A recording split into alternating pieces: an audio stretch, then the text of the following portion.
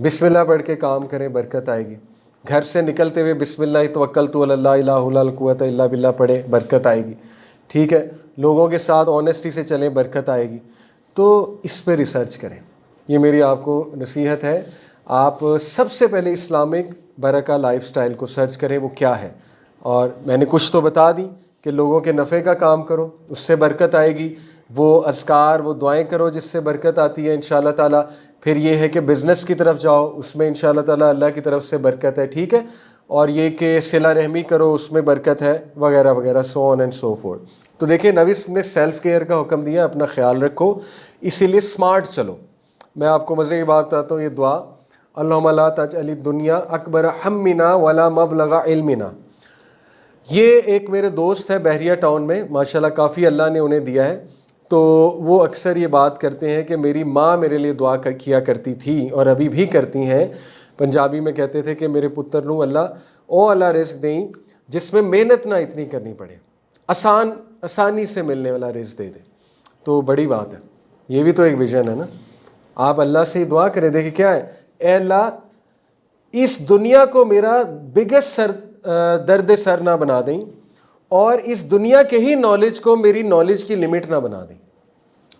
دیکھیں کتنی خوبصورت دعا ہے کہ اے اللہ میں نہیں چاہتا کہ میں کھپ جاؤں اسی دنیا میں نہیں چاہتا کہ میں ختم ہو جاؤں, برن آؤٹ ہو جاؤں رزق کے چکر میں.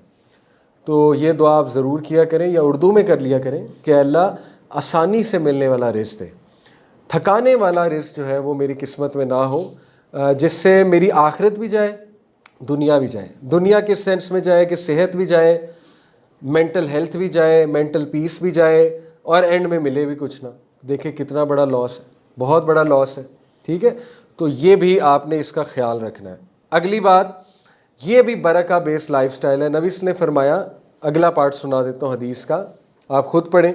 whoever is concerned about the hereafter Allah will settle his affairs, پہلا فائدہ. دوسرا فائدہ make him content, contentment دے گا, emotional wealth. Number 3, the world will come to him although he is reluctant for it. دنیا خود چل کے آئے گی اس کے بعد, جب کہ وہ دنیا کے پیچھے نہیں جانا چاہے گا. اور یہ صحابہ کی کیس سٹڈی آپ کے سامنے ہے.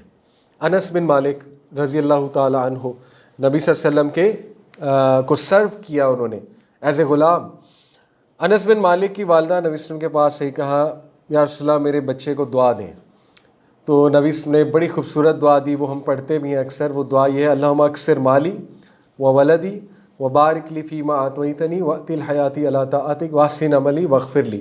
پہلے الفاظ پہ غور کریں, اللہم اکثر مالی, اے اللہ مجھے کثرت مال دے. انہوں نے جب دعا دی تو انس کو یوں دعا دی ہوگی کہ اللہ انس کو کثرت مال دے. اللہم اکثر مالی, اے اللہ مجھے کثرت سے مال دے. اللہم اکثر مالی و ولدی, کثرت سے اولاد دے. وبارک لی فیما آتیتنی, اور اللہ جو بھی میں کروں اس میں برکت دے. اب آپ انہی الفاظ پہ رہیں, آگے کے الفاظ کو چھوڑ دیں. یہ نبی صلی اللہ علیہ وسلم کی دعا ہے حضرت انس کے لیے. صحابہ کہتے ہیں حضرت انس کی عمر سب سے زیادہ 104 سال. حضرت انس لیوڈ اے لانگ لائف 104. حضرت انس کے کوئی میرے خیال 40 پلس بچے تھے, 40 پلس, ٹھیک ہے, اولاد, اور شادیاں بھی ظاہر ہے بہت ہوں گی. اور حضرت انس بن مالک صحابہ کہتے ہیں کہ ہم سب میں سب سے جو فلرش کیا, ود ان ایئرس فلرش کیا, یعنی بہت امیر ہو گیا, وہ انس تھا, انس بن مالک رضی اللہ عنہ. بہرحال یہ دعا بھی کرنی چاہیے انسان کو, میں آپ کو دعائیں بتا رہا ہوں. تو وجہ کیا تھی؟ وجہ یہی تھی کہ دیکھیں جو آخرت کو کنسرن بنا لیتا ہے نا, اللہ ٹیکس کیئر آف ہم. چلیں ہم انس بن مالک کی مثال تو اس دور کی ہے نا, آپ کرنٹ مثالیں لے لیں. جنید جمشید رحمہ اللہ, تو ان کی مثال کتنی بڑی ہے. آپ دیکھیں کہ جب انہوں نے وہ کانٹریکٹ ٹھکرایا, ان کا ایک ظاہر نیریٹو تھا کہ میں نے نہیں جانا واپس اس انڈسٹری کی طرف, تو وہ خود بتاتے ہیں میں سڑک پہ آ گیا تھا. لیکن آپ دیکھیں اللہ نے انتظام کیسے کیا. جے ڈاٹ آپ کو پتہ ہے ابھی بہت بڑا برانڈ ہے, اور ان کی فیملی, ان کے بچے ماشاءاللہ, اللہ is taking care of his sons, وہ ابھی تک جے ڈاٹ میں ہیں ان کے بچے. تو یہ تو آپ کو آج کی کیس سٹڈی میں بتا رہا ہوں, پرانی کیس سٹڈی کو چھوڑیں کہ اللہ کس طرح جو آخرت کو اپنا کنسرن بنا لے گا, اللہ will take care of that person. Mufti Tariq Masood اپنی کیس سٹڈی بہت بتاتے ہیں.